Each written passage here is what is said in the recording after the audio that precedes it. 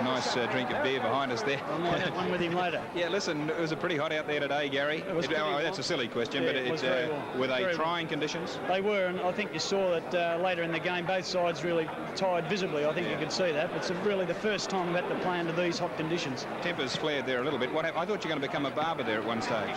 Yes, well, I just checked the length of Laurie's hair. I thought I said it's about time he had a haircut. And then someone checked the length of your hair. Yeah, they said mine's a bit long, but mine's falling out a bit. So, yeah, it got a little bit hot, but I think that's part of finals football.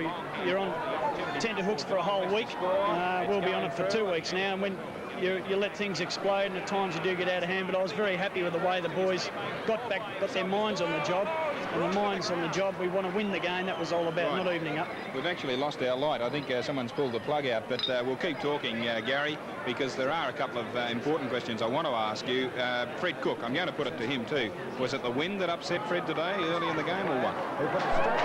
You could ask Fred that. I don't know. I wanted him to get in front of it more. And come on in, Mr. Comedy.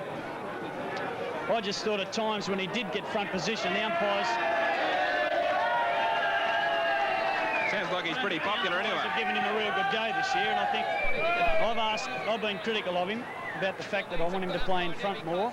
At times he did do that today, and I thought that he was treated unharshly and didn't get what he deserved. But I mean, it wasn't one of his best games, but I think that'll spur him on to in 2 weeks' time. You're forgetting the 2-1 handball to Shane Doyle, didn't you? Yeah, more so. The game behind. Yeah, but I'm remembering the 15 where you didn't get in front, you should have. Well, Doyley's behind us at the moment. How do you feel about Doyley? As far as our commentators are concerned, he was one of the best players of the field. Well, I thought that Shane certainly gave us something in the third quarter. He really gave us something to kick to.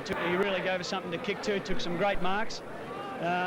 Early on, I didn't think he was giving us enough, but he did come back. He was down a little bit and fought back, and full credit to him because that's a sign of a good player. Gary, I think the good thing about Shane is that Shane's come up through your thirds, which is a really tremendous thing for Port Melbourne. That's correct. Is that right, Shane? Yeah.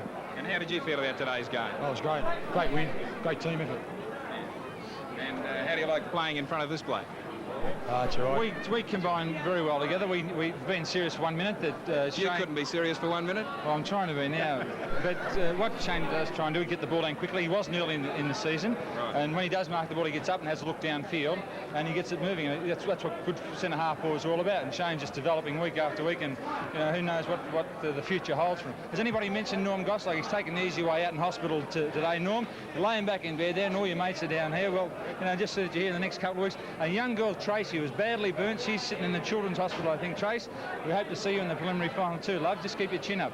Good on you, Freddie. All right, well, look, we won't hold you boys up anymore. Congratulations on today's effort. As Gary said, congratulations also to Geelong West and Gary Hamer. It was a great effort for them to get there. And, well, can you go on with it from now? It's going to be hard from where you are. Well, we're sitting back. We've got a 2 week, well, it won't be a rest. We'll be working pretty hard next week, but we'll have a look at the game. And I hope next encounter's a very, very hard one. And, what about Peter Hall? I saw him behind there with that thigh injury. He's got a cork thigh. He'll be right? Yeah. You really need him, won't you? Yeah, he'll be out in the track tomorrow running a few 200s, so he'll be all right. It's the best way to get rid of a corky. Okay. All right, well, you've earned a drink, boys. We'll let you go and have that now. And thanks for a great game today and a great telecast put on by you blokes. Thank you very much. Good on you, Shane. Thanks, Fred. Well, Fred Cook, Gary Bryce and Shane Doyle, three of the star personalities from today's game here at the Junction Oval. The atmosphere down here, Phil, is one of jubilation. A little bit subdued when we walked into the room, but that's understandable because it's been a long, hot game, as our viewers have seen. Of course, the temperature today, I think it got up to something around about 26 degrees. But that's the scene down here in the Port Melbourne rooms. I'll say good afternoon and hand you back to Phil Gibbs. Okay, Rob, and Port Melbourne, of course, won the first semi-final 25-20 to 16 goals 12. Network 10 is proud to present the 1982 Winfield Masters. 8 of the world's best snooker players will contest this tournament. Sunday, it's the VFA. It's Sunday, you're gonna make your play for the VFA. Today you're gonna fly. It's Sunday for the VFA. It's Sunday, yes, Sunday.